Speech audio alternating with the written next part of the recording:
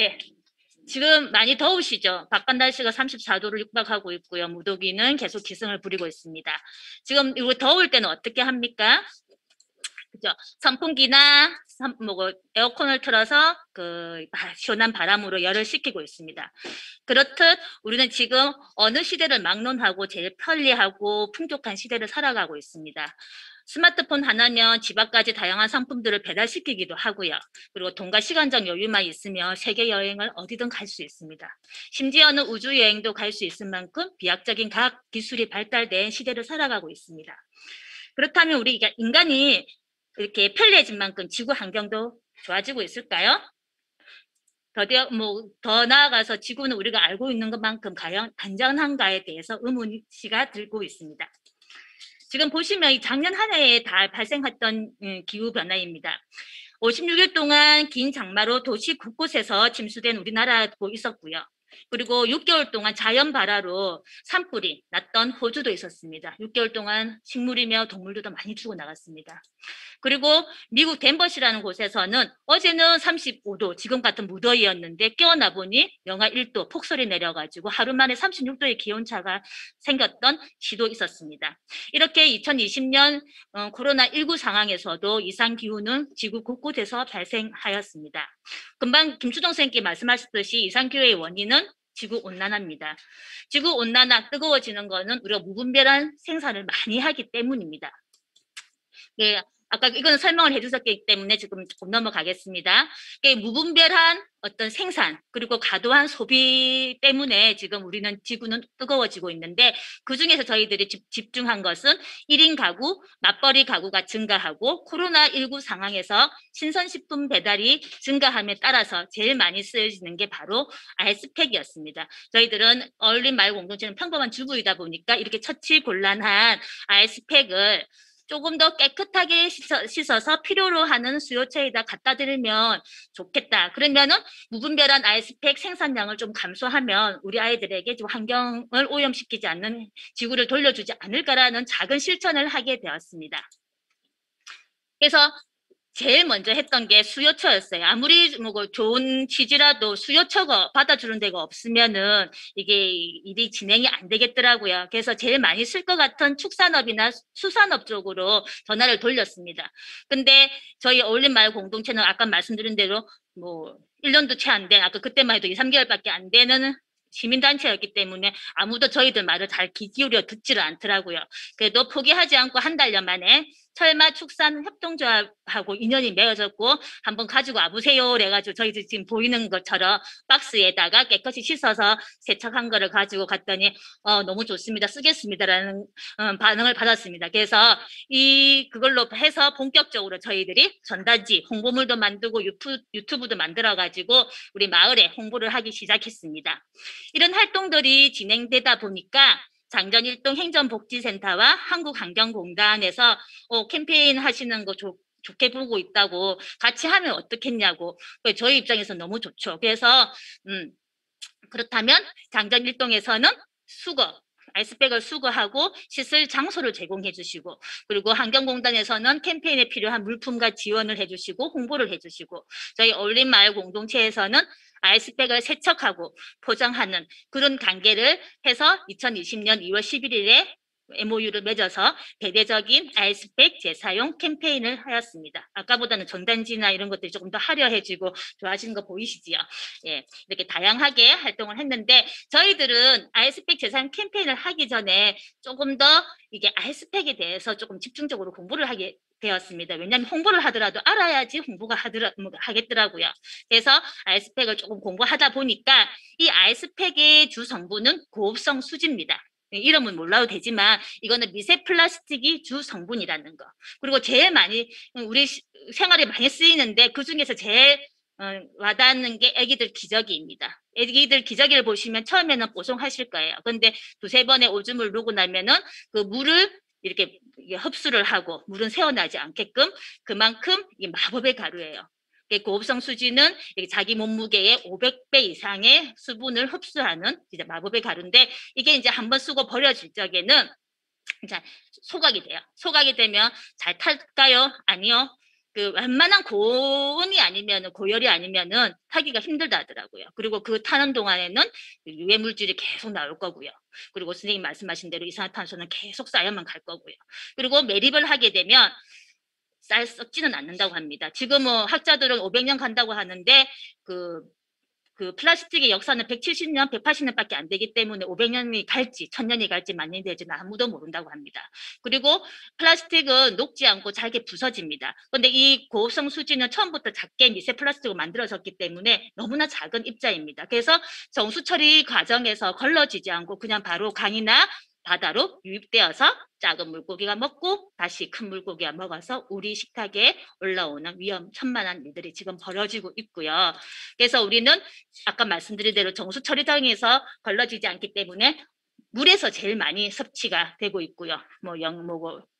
일주일에 신용카드 한 장을 먹는다는 거는 공견연하게 다 아실 내용입니다. 물론 이게 다 쌓이지는 않겠지만 어느 정도 배설하고 나더라도 몇 개 정도는 이제 우리 장기에 하나씩 콕콕콕콕 박히지 않을까 생각합니다. 심지어 탯줄에서도 4개가 나왔다는 보도자료도 봤습니다.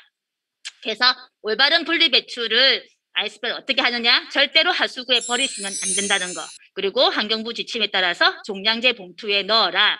그렇지만 더 좋은 방법은 아이스팩 수거함을 설치해서 아이스팩을 수거해서 저희처럼 세척을 하고 건조를 시켜서 그리고 필요로 하는 지역업체에 무상으로 지원하는 케이스가 제일 좋은 케이스다. 아까 전에 김준호 선생님 말씀하셨듯이 재사용.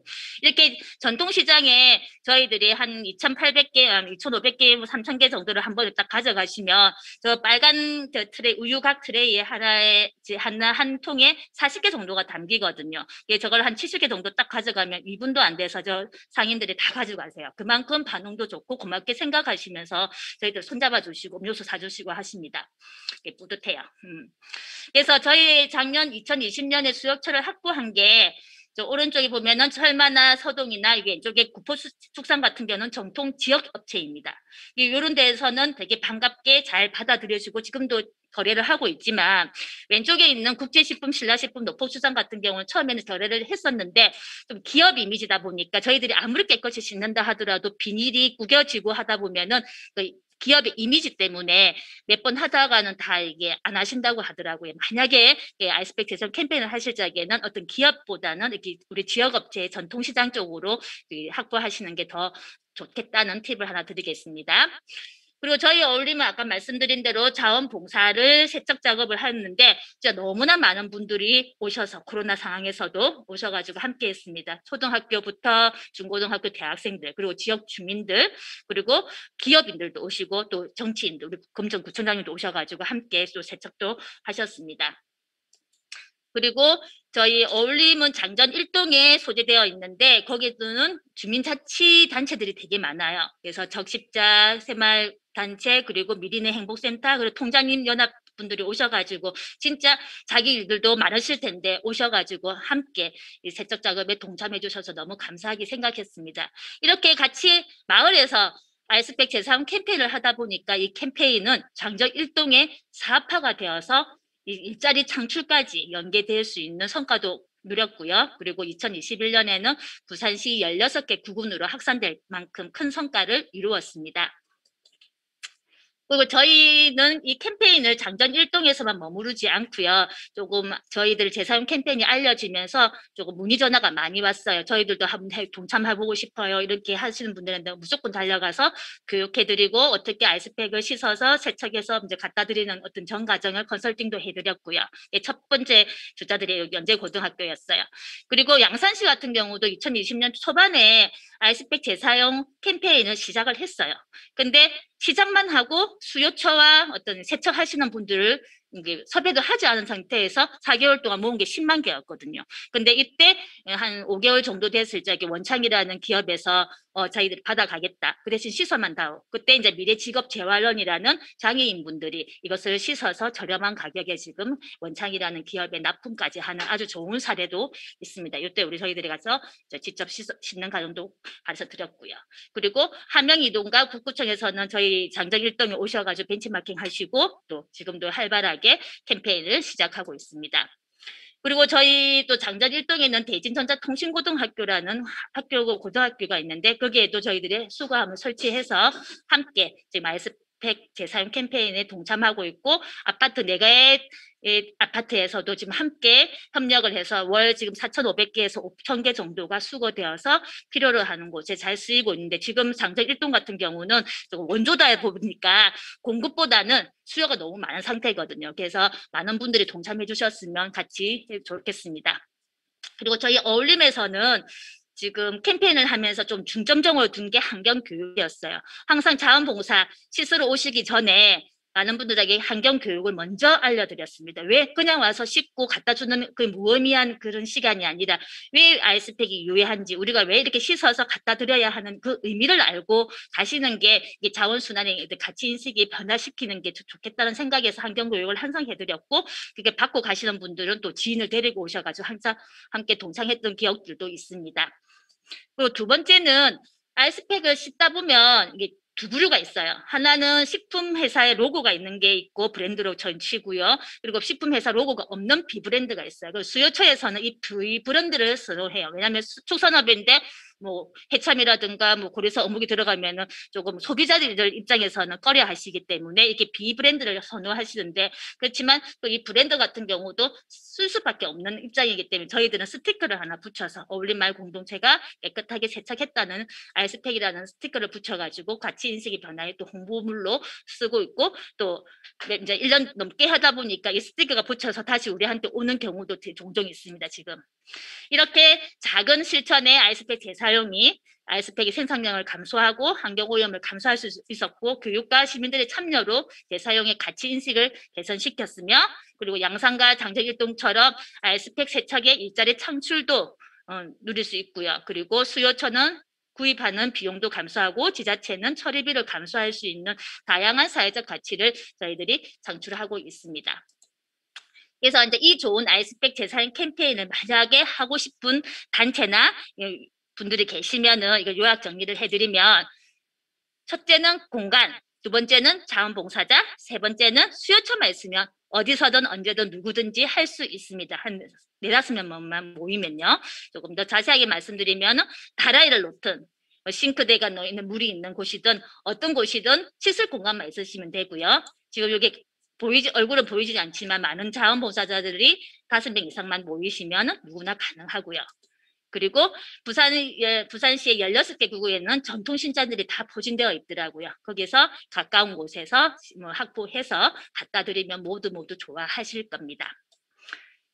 저희들은 또 이게 이제 아이스팩 재활용 방향제라고 적혀 있는데 캠페인을 진행하다 보면 80% 정도는 아이스팩이 그 수요처에 직접 갖다 드리고 잘 재사용되고 있지만 20%는 훼손이나 오염 같은 경우로 그냥 버려지고 있습니다. 그런데 이 20%마저도 조금 재활용할 수 있는 방법이 없을까 해서 유튜브에 보면은 이제 방향제 만드는 방법이 있습니다.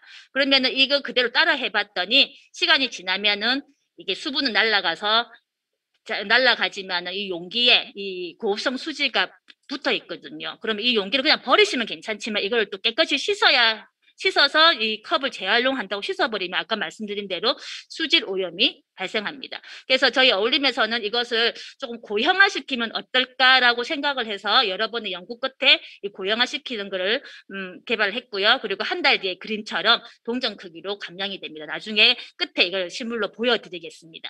이것을 저희들은